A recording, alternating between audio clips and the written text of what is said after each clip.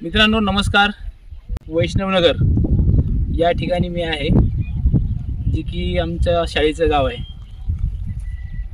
या गावामध्ये शाळेसाठी जागेची अडचण होती आणि म्हणून शाळेची पाहिजे तितकी प्रगती आम्ही करू शकत नव्हतो।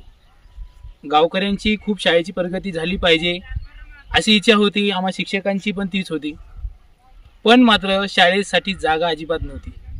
5 इयत्ता आहेत आणि 2 वर्ग खोल्या आहेत।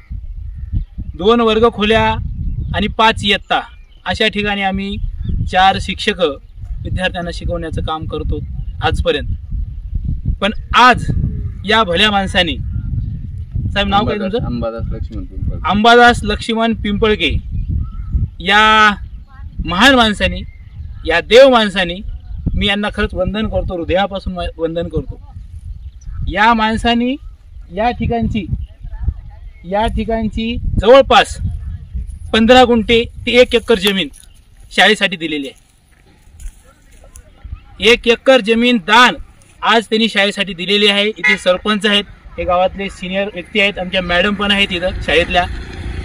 आणि आमच्या सरांनी आलेले सांगितलं की सर मला, साहेबांनी आलेलं सांगितलं की सर मला या आयुष्यामध्ये काहीतरी करून जायचे, या आयुष्यामध्ये मला काहीतरी चांगलं काम करून जायचे।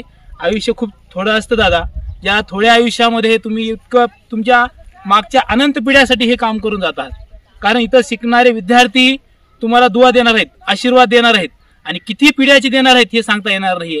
जोपर्यंत ही पृथ्वी आहे आणि जोपर्यंत हे वैष्णवनगरमध्ये लोक आहेत तोपर्यंत मुलं इथं शिकत राहणार आहेत, आणि याचा आशीर्वाद तुमच्या येणाऱ्या पिढ्यांना नक्कीच भेटणार आहे। आणि म्हणून मी या दादांचं, अंबादास पिंपळके दादांचं शाळेच्या वतीनं, गावकऱ्यांच्या वतीनं खूप खूप आभार मानतो। नवे त्यांच्या ऋणात मी राहू इच्छितो, कारण या गावाचा कायापालट ही शाळा करणार आहे। कोणी 1 तास देखील देत नाही, 1 तास देखील द्यायचा कोणी विचार मनात आणत नाही, पण या भल्या माणसांनी 1 एकर जमीन इथं सरपंचाकडं आणि आमच्या शाळेकडे आज ते स्वतः सुपूर्द करत आहेत, आणि त्याबद्दल त्यांचं मी मनापासून आभार मानतो। धन्यवाद साहेब, खूप खूप खूप आभार। SP news, the broadcasting news network अशाच नवनवीन बातम्यांसाठी आमच्या चॅनलला सबस्क्राईब करा, बेल आयकॉनला क्लिक करा व शेअर करा।